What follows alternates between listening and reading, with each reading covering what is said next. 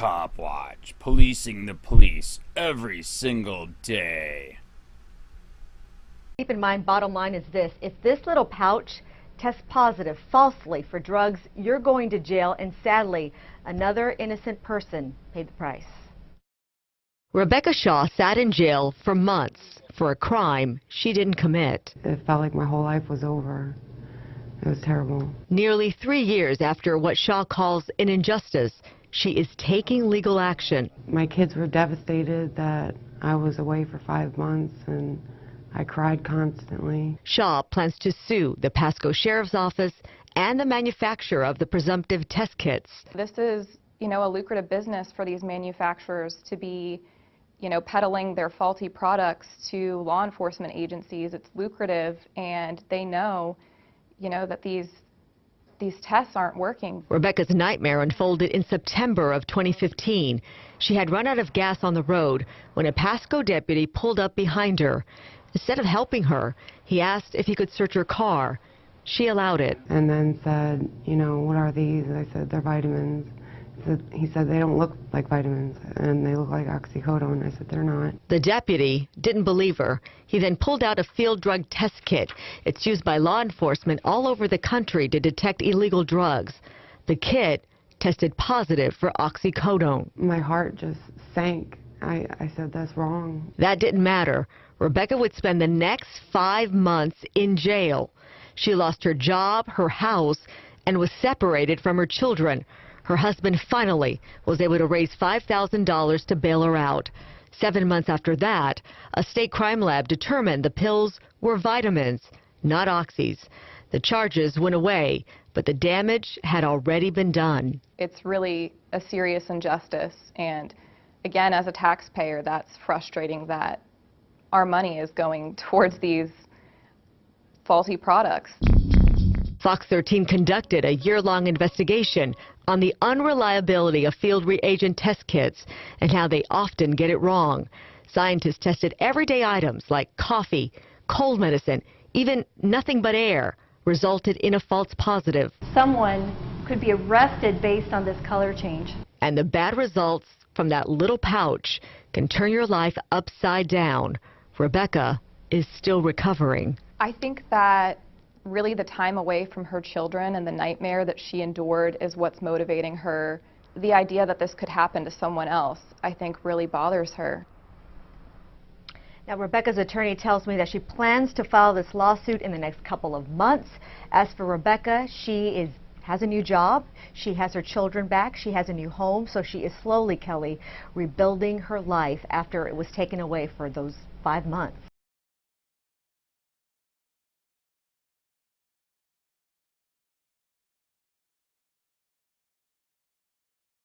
Taxpayers to be held liable after cops mistake vitamins for opioids and jail innocent mom for months.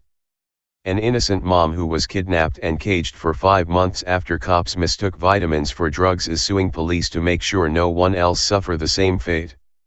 By Matt Agarist, July 25, 2018. Tampa, Florida. Rebecca Shaw, a mother of 4 who has never been in trouble with the law before, ended up spending 5 months in jail because a field drug test falsely identified her vitamins as opioids. Now, this innocent mom is making sure no one else suffers the same injustice. 3 years ago, Rebecca's car ran out of gas and she was stranded on the side of the road. When an officer pulled up behind her, she was hoping that she would get some help. However, instead, she was wrongfully accused of a crime, kidnapped, and thrown in a cage away from her family for 5 months. My kids were devastated. I was away for 5 months. I cried constantly, Shaw told Fox 13 News. Shaw is now suing the Pasco County Sheriff's Office and the manufacturer of the faulty drug test kit used to steal her freedom. This is a lucrative business for these manufacturers to be peddling their faulty products to law enforcement agencies.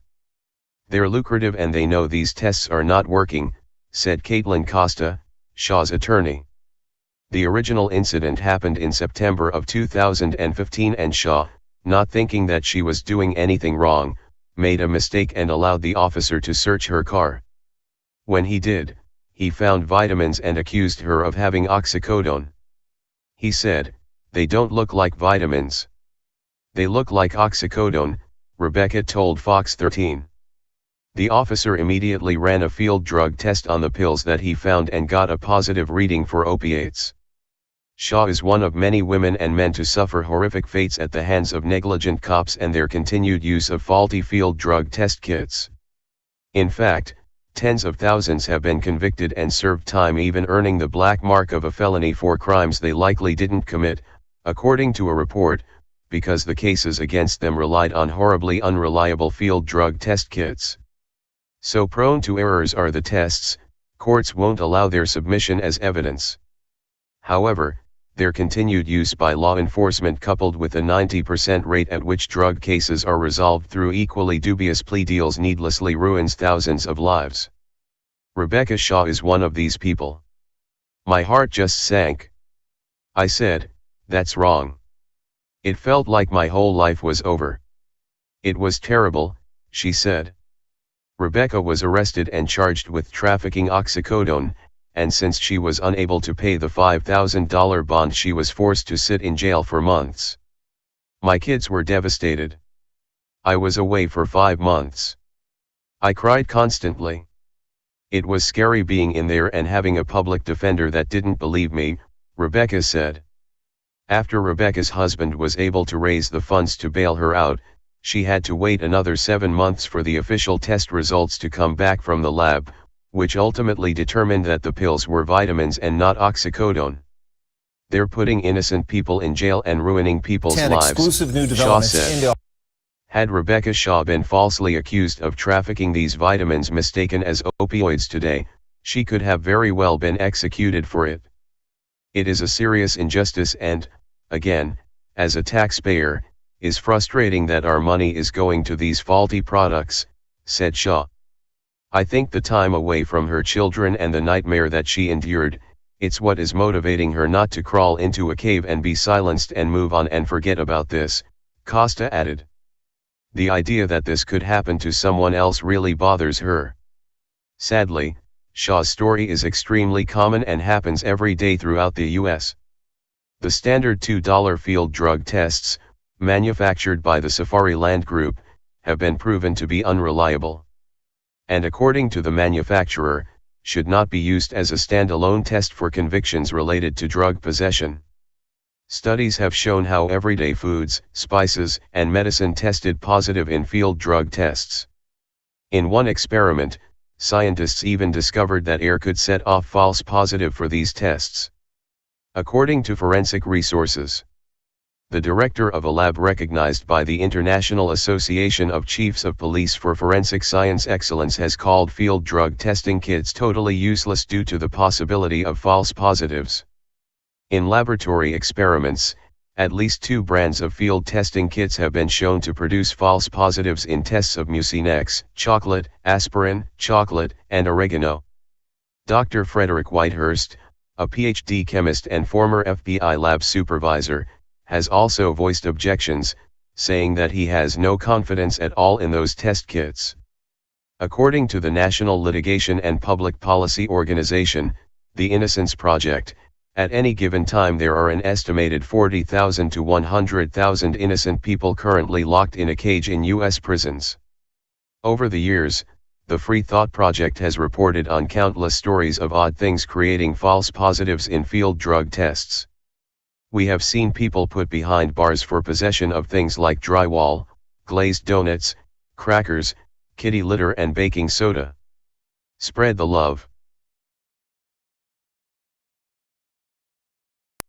10 exclusive new developments into our investigation of these field drug testing kits. We've been looking into these kits for 3 months now, how they work, how police use them, how innocent people can wind up in jail. Tonight at 10, Fox 13's Gloria Gomez takes us inside a lab where top scientists put these kits to the test. And these are experiments you've got to see to believe. This military officer from Tampa Bay did not break the law. Neither did this birdwatcher or this mechanic who raises chickens. But police arrested all 3 of them on drug charges based on the false results with the NARC-2 and narco pouch field drug tests. Lab results cleared them months later, and the state dropped the charges, but they all say it messed up their lives. We are guilty until proven innocent. Dr. Omar Bagaza agrees. I think it's totally unjust. It's awful. Dr. Bagaza is a top research scientist at Claflin University in Orangeburg, South Carolina. This is the very sophisticated machine. His lab is recognized by the International Association of Chiefs of Police for forensic science excellence. But he's a strong critic of law enforcement's field drug test kits. This is not the way human beings should be treated. Bagaza and two of his colleagues, Dr. Sherilyn Hagan-Pay and forensic scientist Chris Adonke, invited us to observe a series of controlled tests on field drug test kits purchased from two websites, Safariland Group and Searchy, which sell products to law enforcement agencies. But it doesn't matter who the manufacturer is. All three believe all field drug test kits are unreliable. The chemistry, the chemicals in the tests are the same regardless of who makes them. They show us Run-of-the-mill coffee, basic items aspirin, we'd find a Hershey's chocolate bar, in any supermarket. oregano, a spice. What we're going to do today is look at these common materials and test them in the kits and look at the color reaction. They start with something you may have in your medicine cabinet. Mucinex. Watch as he breaks the first ampule and mixes the colors. You see the color reaction occur almost immediately. Dr. Hagan-Pay says the over-the-counter cough medicine in the NARC-2 kit tests positive for heroin and morphine in the sample. That's just the start. I'm sure we've all had one, a Hershey bar. After collecting some shavings, Going to introduce a few small pieces of chocolate into the test kit. the color changes in both the NARC-2 and NIC kits. You'll see this pinkish purplish color develop, It takes just seconds. suggesting that this material may contain marijuana. Someone could be arrested based on this color change. From chocolate to soapy water from this natural bar of soap. Now we're adding that to the pouch.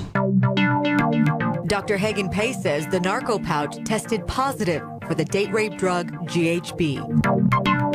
Punk rocker Don Bowles was arrested on drug charges in 2007 on the results of a field drug test called the Narco Pouch 928, which tested positive for GHB. The official state lab in California later confirmed it was soap, not dope. Coffee. Watch what happens to coffee in a NARC-2 test pouch. We're seeing what is shown here on the pouch, that a pink color, suggesting that this material could contain marijuana. But again, it's coffee. So how did the NARC-2 do with aspirin? Another false positive. And now a spice most of us have in our kitchen, oregano. The color change in the narco pouch test kit raises a red flag. We know that this is a false positive because this is oregano. Something wasn't clear-cut. We're going to look at sugar, mixtures of pink and blue. You can see that we have trouble interpreting the test. And you can imagine that in the field, it's even more difficult. The sugar test was inconclusive, but watch how the narco pouch test kit shows something from nothing. Opening the pouch and exposing it to air. You heard right, nothing but air. Again, watch what happens. This could be interpreted as a potential positive for marijuana, when in fact it's just air. This shows us right here how unreliable these tests are. Now, one last test. In this case, we're not going to open the pouch at all. Maybe the most compelling. They're both clear. There's no color in there presently. The narco pouch test kit was never opened. There's nothing in it, yet. Indicating that a material is marijuana when in fact it's not. There's no substance in there at all, and yet it turned orange. Most of the time, they are just false positive. I think they're totally useless. While this experiment only tested the reliability of the narco pouch, NIC, and NARC-2, Dr. Bagaza says no field drug test of any kind is accurate. I don't think this should be used at all. Dr. Frederick Whitehurst agrees. Those test kits are extremely dangerous. Whitehurst was an FBI forensic scientist for 16 years. I have a doctorate in chemistry. I have no confidence at all in those test kits. He's researched field drug tests for more than a year. The folks that make that are impinging on the freedom of people in this country. We're not making tires. We're not making bubble gum that tastes bad. We're putting people, human beings, in cages with those things. This military officer knows all too well what can happen. But it puts a shadow over people who are wondering, maybe this person has done this. He waited nearly 5 months for the state crime lab to clear his name. Injustice pretty much sum it up just about perfectly. So Mark, as you saw, these substances right here in front of us tested positive for illegal drugs with these test kits. Keep in mind, we reached out to the manufacturers. Right. There's two, Searchy and Safariland Group. One of them did respond. Safariland Group said this, quote, field drug tests are presumptive in nature and should only be used after an officer's identification of probable cause is present and should be followed by further confirmatory testing. Keep in mind, they're not regulated, and they confirmed that today, that they're not regulated, so the FDA nor the Department of Justice is looking into this or checking. So these really should not be used as the sole reason. There's got to be more probable cause. But as your story showed, some officers are using that as the sole reason to arrest them. Exactly, and that's the nail in the head here. Right. That's happening. And more to come. Absolutely. Gloria, thank you. Police use who may want to retaliate against him physically. Hey Charlotte County, this is Charlotte County Cop Watch, and I just wanted you to know that I am using this stuff under fair use, and also remember to like and subscribe this channel. Also too, keep in mind I do not make any money on YouTube. This is 5 hours work a day, fighting for freedom. And you can donate with PayPal and Patreon. I just want you to think about this. If everybody gives to PayPal and Patreon, Patreon is every month. Actually, PayPal you can do every month. I have 12,000 subscribers. If everybody gives, I can quit my regular job and go full-time investigations on Charlotte County and possibly even more and beyond. So just keep that in mind. If everybody helps